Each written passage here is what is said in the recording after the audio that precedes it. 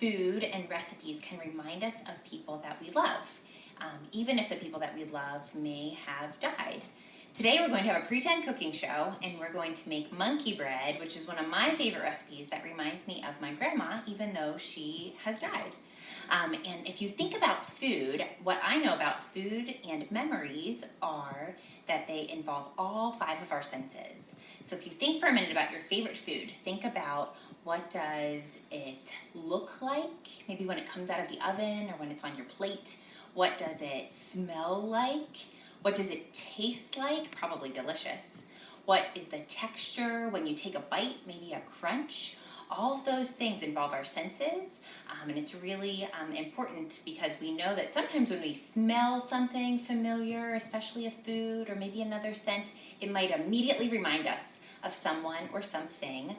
Could be good or bad, but sometimes it's something that we love. So when I smell monkey bread or I see monkey bread, I'm reminded of my grandma that I love.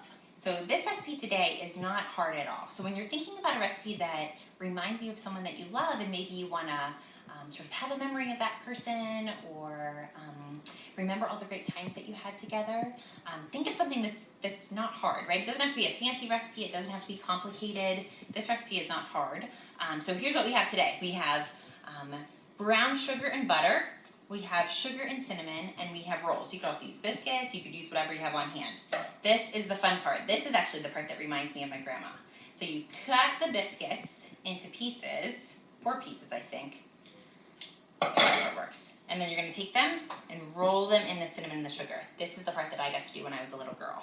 This is the part that reminds me of her. And then you plunk them in the pan. And we're going to do that until all this bread dough is used up. Right, here's the really fun part too. You get to dribble the goo all over the top. This recipe is kind of a mess, and sometimes that's the fun part too.